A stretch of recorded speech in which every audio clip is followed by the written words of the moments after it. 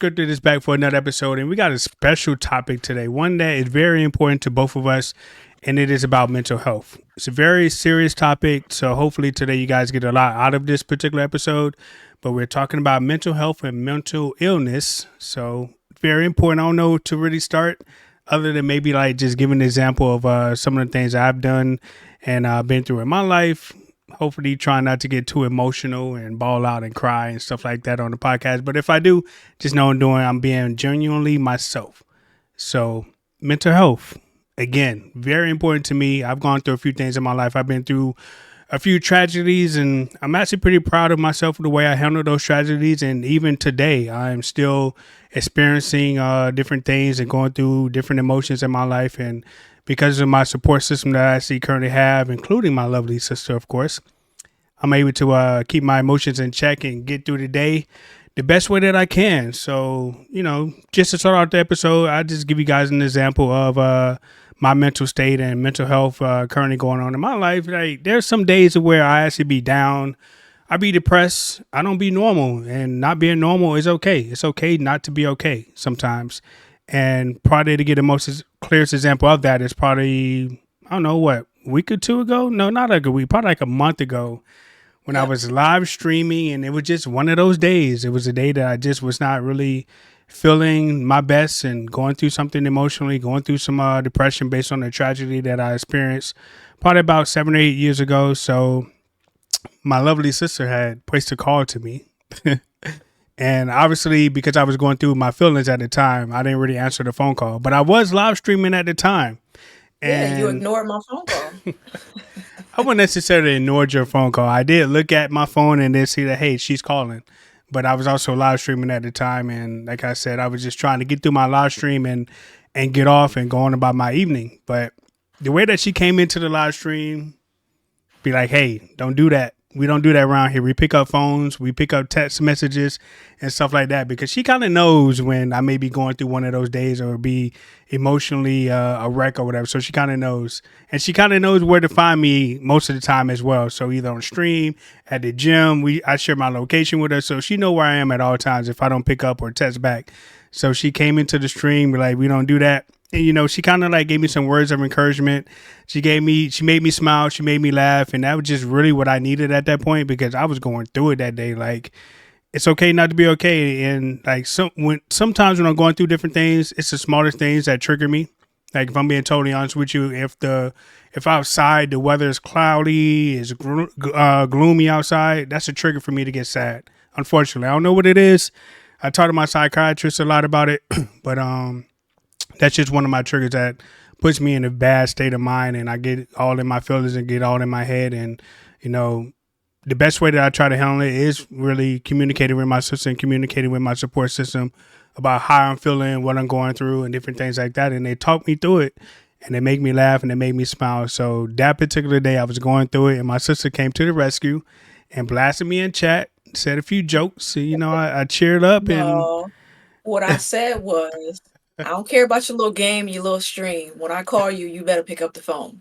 Especially around, times when you know that I know something is up. right. So, I think the world needs to know that, like, generally speaking, and I'll let, all your subscribers and everybody know, like, it's very hard for, my brother to be vulnerable and, like, let people know that, like, he has bad days and things Mm, happen and has experienced tragedy in his life, like a lot of other people. And, it's always a reminder that it's okay to not be okay as long as you have the right support system. So, right. he may talk to a psychiatrist, and it's okay. A lot of, mental health with men, they don't want to admit that when something's wrong and that they need somebody Right. to talk to.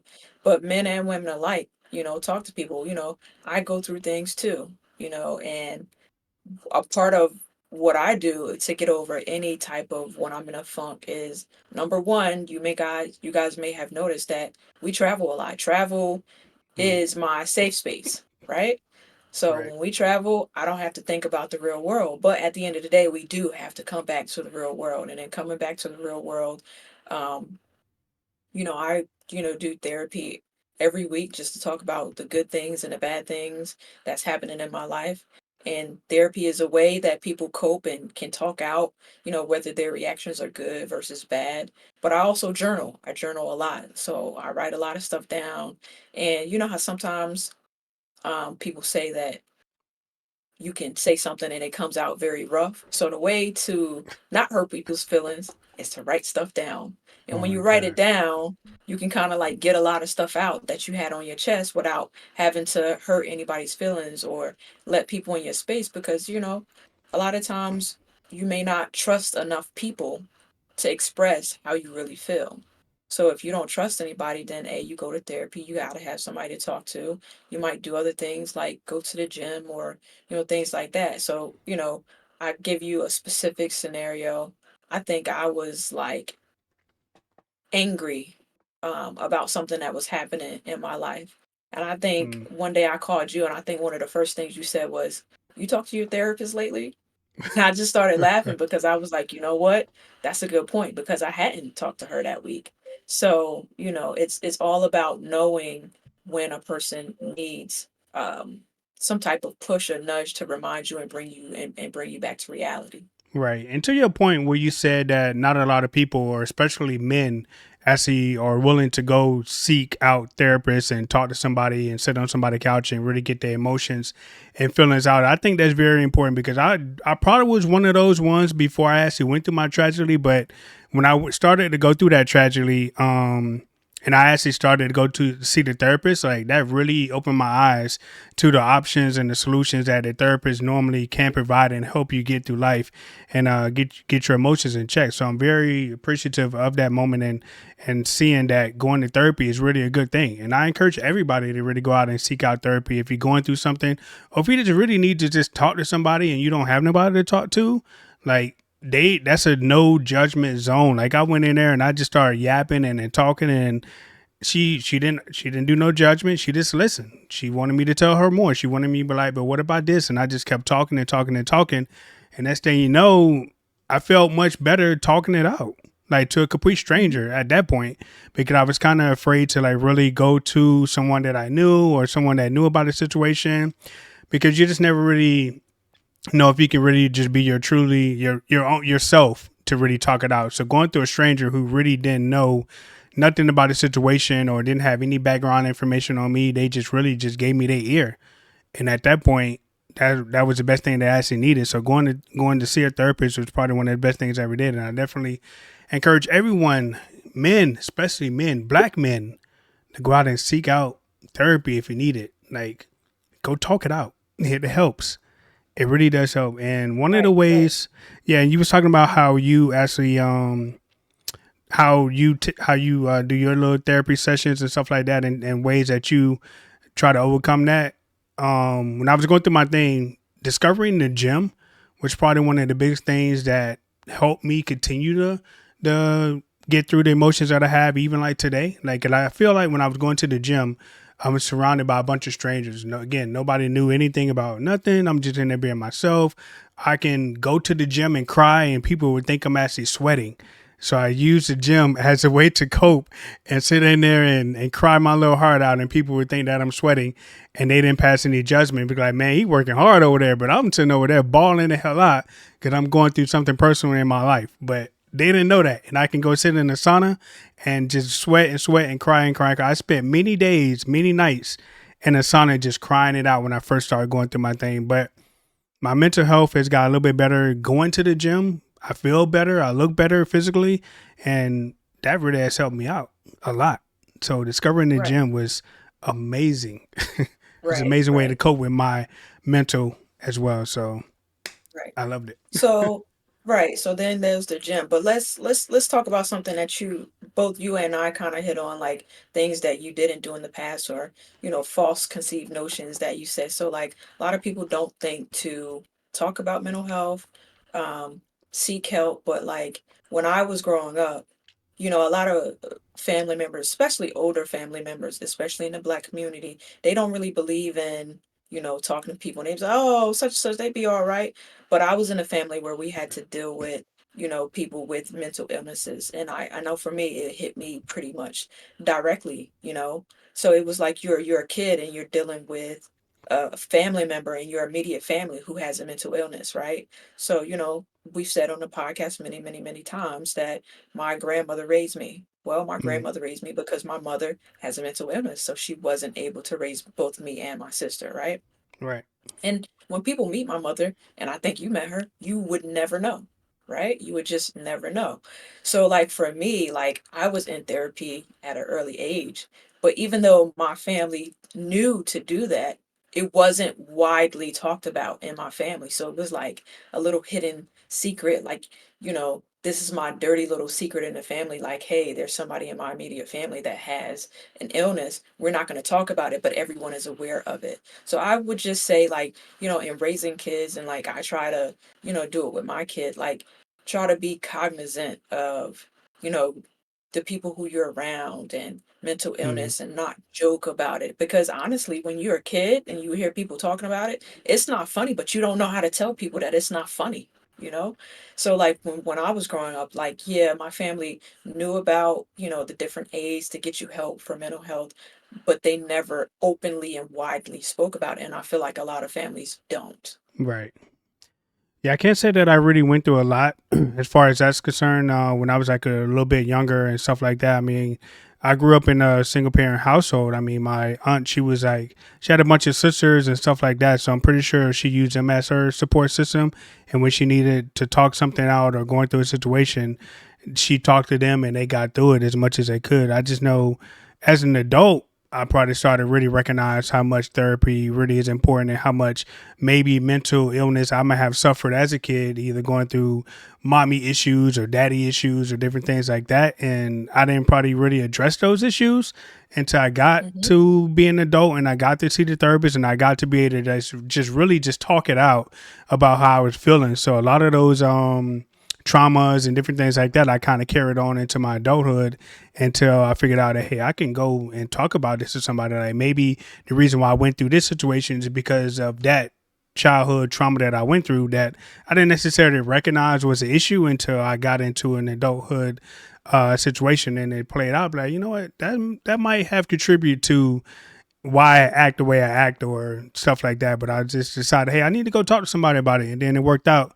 to to really help me out. But I think the first step is definitely seeing that you need to go seek out help and just to address the issue at hand. Like you may not understand it, but at least go talk it out with somebody. So yeah, I think it Right. helped So out. like, as a kid, like you said, you carry your kid baggage into your adolescent years, Right. and you carry your baggage into your adult life. So, both you and I, we noticed that there are things that happened to us when we were little that, like, as an adult, it's a trigger. So like it's certain things you can't say and do to me without me getting upset about it. But it took me to be an adult to realize, like, hey, this is nobody's fault, and I need to learn how to deal with this, because the people around me can't be punished for something that is out of their control, right? Right. So, there are different things. You go to the gym, I might read books or listen to music or go to the gym or journal. And then like you kind of work through it. So what I would say is, and in my advice, and what I do in my life is, if I figure something is going on with something, like my daughter, anybody in my family, if Mm-hmm. they don't want to talk about it, I put them in a space where they have someone to talk about it with, right? Right. So, you know, all kids have like cousins or a big sister or little sister or things like that, right? So if I figure that my child is not going to talk to me, I'm going to put her in a space to where, she might want to joke around and talk to some of her little friends about it. And like, as parents, we eavesdrop, right? Right. Guilty. You guilty of eavesdropping. But you need to make sure you give your kids the aids and things that you need them to do. Like, there are a lot of things, like, a lot of people shun or don't want to talk about how their kids aren't doing well in certain things. But there are a lot of things that parents need to realize and notice about their kids, to like get them extra help now. Because if you get them extra help, when they're younger, it helps them out, you know? I feel like sometimes parents didn't get kids out when we were kids. They didn't really get us help. So then we grow up and we end up being, somewhat like screwed up adults sometimes. And then Right. we have to like learn how to self-correct and course correct with ourselves. So, those are just, different things. So like I'll give, your people a prime example, right? If I know where you are and the weather is not so good, I'll check in. Not saying, hey, I know the weather is bad today, but I'll Right. be like, hey, what you doing today? I'm not telling you that I already know that it's raining and cloudy down there. I'm just simply saying what you're doing today. And if it's something and you saying you're not doing nothing, I kind of like, I'm going to tell on myself a little bit. I'll ask you to do something for me to get your mind off of Right. something that I know you going through. So like I might be like, hey, can you help me look up this? Or can you, look into this, because everybody knows we call you the research department when it comes down to travel. Or like if I need like some videos edited and be like, I'm gonna send you these pictures. Can you put something together for me? And if you give a person a good enough distraction, it'll kind of like bring them out of the funk. So like are there any mechanisms or things that you do like slyly to help people get over something that they're doing? I'm big on like just checking in on people. Like even in the creator space that I'm in right now, I have a lot of creators outside of like my live stream. I had a personal number. I call them sometimes. They call me sometimes, and I know if I haven't seen somebody live stream or post content in a long time, that kind of triggers me to like check up on them. And every time that I do that, it seems like they are probably going through a personal situation, and they're happy that I actually checked up on them. So I would say probably the key thing is checking up on people that you know might not be they normal self. So if you are consistently talking with somebody, then all of a sudden they get ghost for like a month or a few weeks, you might want to call them up and be like, "Hey, you okay? You good? I know it's been a while since I actually talked to you. Like everything okay?" Like I do that with my creative friends all the time. Like there's people I probably should be checking up on now because I haven't heard from them in a few weeks. And like I said, it's not normal for them not to post content or for them not to go live. So I probably say definitely just checking up on people, like communicating with people. Like you build these relationships up, you should be able to tell when someone might need some assistance or might just need a hello. And obviously, sometimes you can't. I'm not sitting up here saying that you should be 100% know when your friends or family members are going through it because you won't.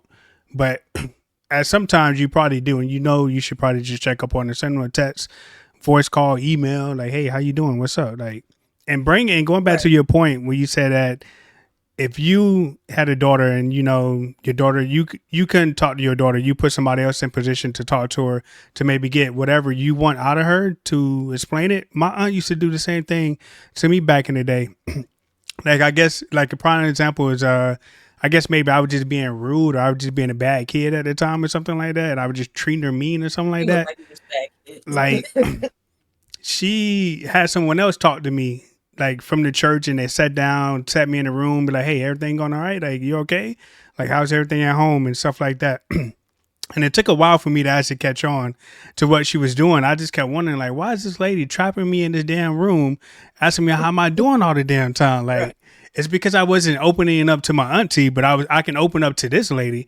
And then at the time, she would just go back and just tell my auntie everything that I said. Right. I'm like, Right. what? Like, what is going on here? But thinking back on, Parents know. yeah, parents be Yeah, knowing. parents So know. yeah, thinking back on it now as a teen and adult, I was like, man, she was setting me up from the get go on like trying to get me to talk my feelings, and because I couldn't bring it out to her, she put somebody else in position to where I can talk to them because she knew I would talk to them, and she would ask me all kind of personal questions, things like that, and I would spill the beans, and then they say, you know, my aunt talking about, well, you need to talk about this with me a little bit more. I'm like, how the hell did you know? And this lady was going back into, and they was friends, so it was Mhm. cool. But like you said, she put somebody else in a position to get me to talk, and then that's how she kind of checked up on me to make sure that I was still good mentally and different things like that. So you ain't gonna talk to me, you'll talk to her though, and then she just gonna relay everything back to her. So Right. that was Right. pretty good. And one of the things that she did as well is to kind of like keep me mentally in check and try to make sure that I was okay was like when we used to travel to church or just travel in the car. In the car, you trapped as a kid. You ain't Mhm. going nowhere. You ain't jumping out of the car. That's when we had our most intense conversations about whatever was going on in my life or whatever issues I was going in on the way to church, on long road trips and different things like that. She knew that was a way that she can get me to talk because I wasn't going nowhere. I was kind of trapped. Right. So as a parent, if you need to talk with your kid or have a one-on-one or heart to heart, go on a road trip. Go on a long road trip. Right. right. They ain't going That's a nowhere. really good example. Yeah, Yeah. go on a road trip. Um, They got to talk. yeah. And then, you know, there are different things that I feel like as adults, we deal with, right? Right. And a lot of it is out of our control. So, like, I'll give an example. You know, when COVID happened, everybody was like in an uproar about, you know, they had family members getting sick and passing away from COVID. The Hmm. situation with COVID just wasn't handled properly. So, at in the very, I want to say in the beginning of COVID, I had a friend who committed suicide, right? So like I'm thinking to myself like, "Oh my God, I felt bad as a friend because I'm like, did I not talk to her enough? I just talked to her last month. Was it not enough? She had a daughter, she had this." And like you have to realize you cannot blame yourself for things that other people do. You can only, you know, think about the good things that you did or whatever, right? Right. And then during COVID, I had anxiety be real bad because you know I live in the north, but majority of my immediate family live in the south, and like they were having issues getting masks, they were having issues getting like cleaning supplies and hand sanitizer. So you know I was like I had insomnia like extremely bad. I was, and one of the things that helped me get over it is to develop a hobby. So, hence, that's where a lot of people know Farmer Chas came from. So, I was Right. getting up, I want to say before 6 o'clock in the morning. I was going outside, and I was, as soon as the sun came up, I was outside gardening for a couple hours. I would come back inside, shower, you know, eat breakfast, get my daughter up or whatever, feed her, sign on to work. And then as soon as I signed off work, I was back outside in my garden. And like gardening, you know, gardening helped me get through COVID.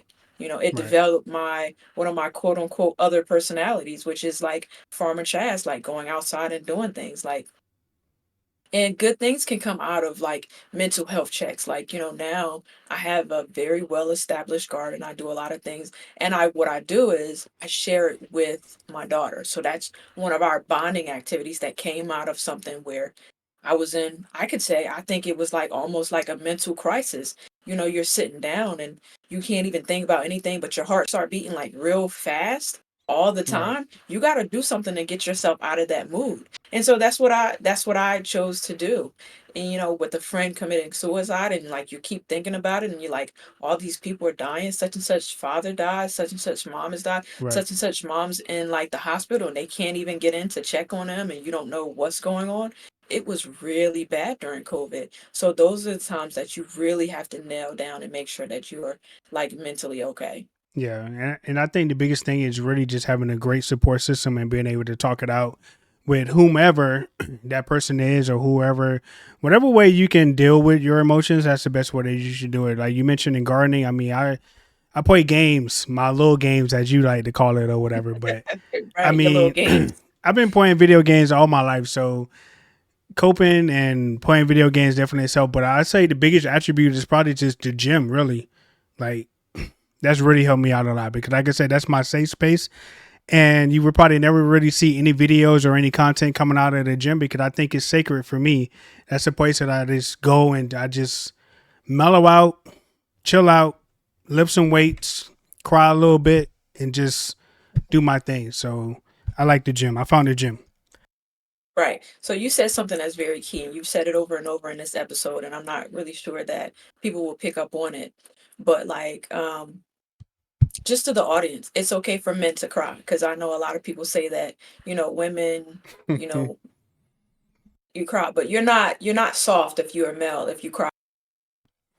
I Right, can't count the amount of times on both hands that I've actually seen my spouse cry. He's not a crier, but like I'm pretty sure there are times where he just goes off on himself to do whatever. Like, you know, with the passing of a loved one, of course you see it then. But right. like just emotionally get things out, people need to realize that everybody expresses their emotions in different ways. Like for me, am I a crier? Sometimes when I'm really upset about something or something like, you know, I think maybe you have seen it maybe only a few times. I think you can even count it on one hand. Like, you know that there's something really wrong with me if I cry about it. Right. And like for you, it almost makes you feel uncomfortable when you see it because it's like then you try to get into like this mode of I gotta fix her and I gotta fix her now. But Right. sometimes you can't fix a person. You just kind of have to let them sit with it. So you're pretty good with letting me sit with it. But sometimes it's just like you jump in immediately and you want to like fix it right now because you can't take it. Of So, but yeah, course. that's the thing. Like, it's okay to recognize when someone's upset. It's and you also have to recognize the signs when people aren't doing well. Like, we have conversations all the time where, like, when I'll tell you, be like, such and such is not doing good, and you'll be like, well, how can you tell? I'm like, because I, grew up with it, or here are my triggers and my signs when I know that something's up. Right. So, And I think it's also important to know that even though you're trying to be there for that person and you're trying to help whoever, sometimes you can't really carry their burdens on to yourself because that's mhm, going to weigh you down and that's going to hurt you mentally and that's going to just destroy you. So sometimes you can't carry everybody's burden. They got to be able to handle that themselves and don't take on too much in what you can actually bear. Because I know there's situations I try to take on. I'm like, this is draining me. Like, mhm. and the more that it drains you, the more that they just continue to pile on and pile on, pile on. Because they don't really, I mean, they care, but they either don't know that they're doing it or they just don't know how it affects you. And sometimes you cannot carry everybody's burden. So please don't try to do that. So, you saying that, and I do this a lot. You can't carry people's burdens, and when you feel like their burdens are getting extremely heavy for you and they're not even recognizing how you're helping, you have to create boundaries. So Ooh. I'm very, very good at compartmentalizing things. Everybody in my family says that I compartmentalize really good, but my part of the compartmentalizing is I see it set very strict boundaries with certain people. Right. I know who I can and cannot talk to every day. You can call me a million times, but if you're one of those people who I have boundaries with, I will not pick up the phone. Or if someone calls me and they want to talk about a specific topic, I'll remind them, I can't talk about that with you. And we can either hang up or talk about something else. I'm very much very hard. It's no gray area with my boundaries, and that's what's helpful for me, right? Some people they're not okay with boundaries, and I had to Mm-hmm. remind one of my family members like, you may not like my boundary, but I'm the one who has to live my life daily. So if you can't respect my boundary, then as I like to tell people, you can miss me with all of that. My boundaries are my boundaries, and I have to do what's best for me. You know. Right. That's boundaries. The word of the day is boundaries. You got to set those boundaries. You got to let people know what you're going to accept and what you're not going to accept. Because if not, people just going to run all over you, and then it's going to drain you, and they're not going to be there for you mentally. Like they giving all their problems to you, and then you trying to reverse it and be like, "Hey, now I need help," and then they're nowhere to be found. So Yeah, so yeah. yeah, self-care and boundaries is a part of self-care. It's so funny. I had a meeting yesterday and one of the topics for like one of our embellishment sessions was Mm. about spring cleaning. And a part of the same spring cleaning was about self-care. Like you have to clean out, clutter in your life. And that's, physical stuff like cleaning your house. Is, when I get to work and my desk is completely clean and all that stuff, it makes me feel better. But if I get to work and there's papers everywhere and it's clutter, I get anxious and I need to mark off stuff on my list and all that other stuff. But the same thing with material possessions, it also works with people. It's certain people that, for mental health, self-care, you have to kind of like clean your people out. So one of the examples given is, we all have social media nowadays. So one of the examples given was this person that I know once a year goes through their friends list. And if it's someone who they don't frequent or don't like that, they start deleting people because that's a part of them doing their spring cleaning. And I was like, oh my God, I never thought about doing anything like that. Yeah, I go through my list sometimes, and I might go and delete people or unfollow people.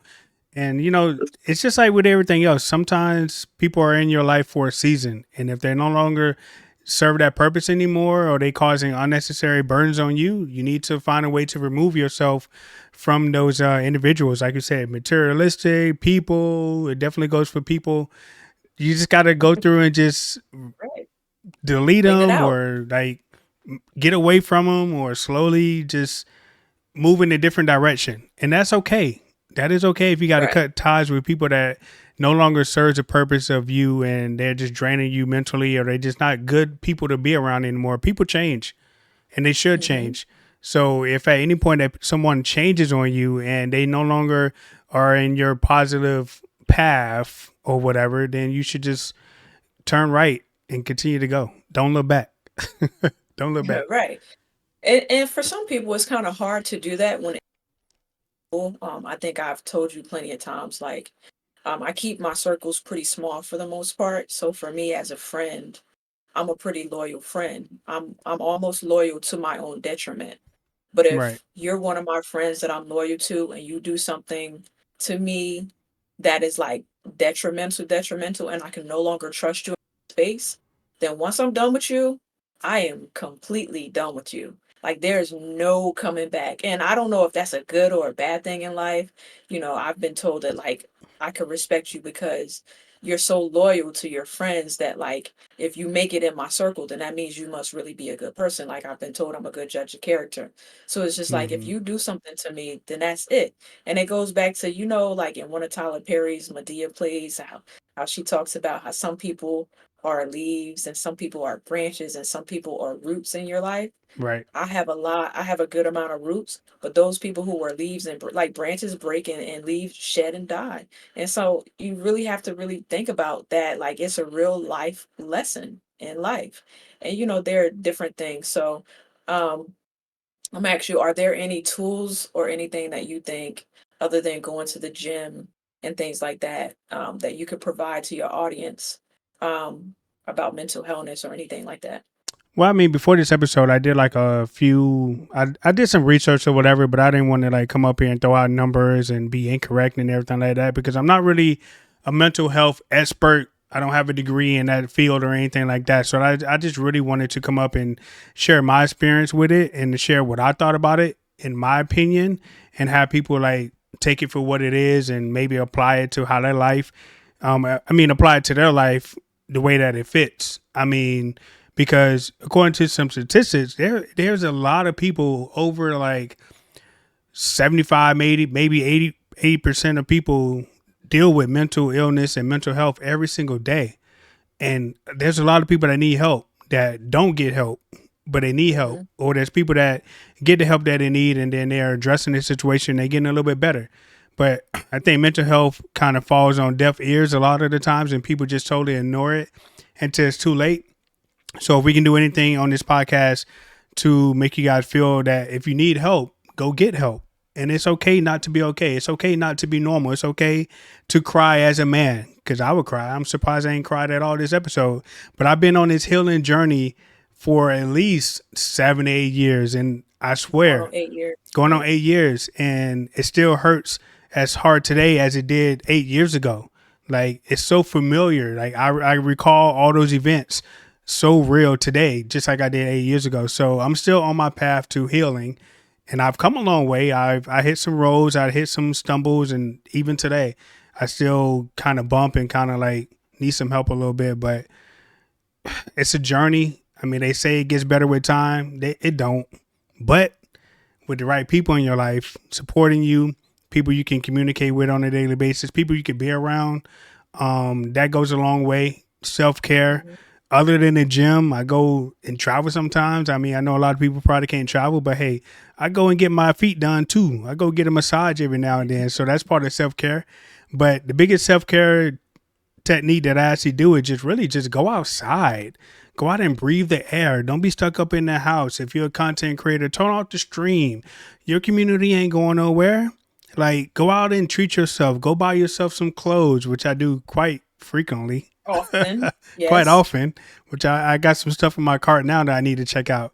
But find out something that makes you happy, something that brings you joy, something that keeps your mind off whatever is bothering you, and do that. And like I said, it could be Right. a combination of a lot of things. Mine is gym, travel, outside. Yours could be going sitting in a pool or something like that, or go checking out cards. Find out what works for you. There is no one solution fits all. Everybody's different. Everybody's mental health journey is different. Everybody is going through a lot of stuff. But the common denominator is really just finding you a support system, finding you somebody that you can talk to and that's willing to help you and not carry on other people's burdens. And I know you Right. got some resources that you want to spill out and tell the people. So go ahead. Yeah, so some of the resources, and actually, because I knew we were today, I did research some, hotlines and everything that people can call. I can tell you, I know firsthand that they do work because I've had to give out the hotline to, a few people, Mm-hmm. family, friends, and things like that. And being a person who's experienced, people who are dealing firsthand with mental illness, depression, bipolar, even, believe it or not, mental illness is also substance who can't cope, become alcoholics or drug addicts like that. So some of the hotlines that I've provided in the past are, you can text the crisis hotline. It's a national hotline. You text to 741 741 from anywhere in the United States, anytime, anywhere, about any type of crisis. It's a 24/7 hotline and someone will reach back out to you. Another one is the 988 Suicide and Crisis Lifeline. Nation 24/7, 365 days a year hotline that provides confidential to anybody in distress about anything. You can call or text 988. This is a vital resource for people experiencing suicidal thoughts, mental health crisis, or any type of emotional distress. And then there's the National Alliance Illness Helpline. So this helpline offers support and resources affected by mental illness. You can 1-800-950-NAMI. So that's 6 Monday through 10 a.m. to 10 p.m. Eastern Standard Time. Or you can even text helpline to 6240 and then chat online. So those are a few hotlines and things, resources that people to, rich black man over there, so he can put them in the top inside of the YouTube, whatever it is called, so that everybody can have it and that you didn't get it when I was saying it. So yeah, like I said, it's a very broad topic. I'm not an expert, neither is, Rashawn over here, but we've dealt with some things firsthand, individually, seen it, like I said, I've dealt with people who have substance abuse, people dealing with depression and mental illness firsthand. I've dealt with people in my life who've committed suicide for one reason or another. You just also need to know it's just not that other people do these things. And remember to, create those boundaries, do something, pick up a hobby, talk to somebody, call a therapist. It's okay to go to a therapist and you don't have to broadcast it to the world that you go to No. therapy. Like it's really nobody's business. So those are just some things that we thought was important to discuss today. Yeah, and I will be putting all the resources and numbers into the description of the podcast. And like I said, it's okay not to be okay. There's nothing wrong with you. I go through my days. I'm still going through my days. But luckily my sister helps me out a lot. So it's okay. You're not alone. You are not alone. If you are suffering from any type of illness or any type of mental health, seek help. Put it in the comments. If you need some more direction, we'll definitely try to help you out the best way that we can. But just want to let you know that it's okay and everybody goes through it and you can make it. You got it. You got it. All right. Anything else? No, just normalize asking for help. Yes. Asking for help, and black men, please go see a therapist if you need to. Anybody go see a therapist if you need to. I know it can be kind of costly, but go talk it out. Go talk it out. So Hmm. great episode, and I actually made it through without even bawling or even shedding a tear. So I'm a work in Right. progress. I'm telling you. If you guys knew the whole story, I'm a work in I progress. was a I'm little telling you. afraid for today, but you did real good. I'm proud of Yeah, you. and it was kind of very important that we talk about this. I told her probably a while ago that this was a topic that I wanted to talk about. I didn't know how I can get through it, but being where I am right now, this is like another step in my process to where if I'm able to continue to talk about it, it helps me out long term and it helps me build my confidence back up. So when I'm going through this, I can refer back to this video and be like, look, you talked through it. Like, trust me, talking through helps. It really does. It So does. that's another episode of Siblings Unscripted. Make sure you guys drop a follow, subscribe to the channel, turn on your bell icon so you know when we drop another video. And if you have any other questions, comments about this particular episode, mental health and mental illness, definitely drop it in the comment. And I will also add all the resources that she went over into the description, even though she was kind of like going in and out a little bit, but I drop it in there. So we'll catch you guys on the next episode. Thank you.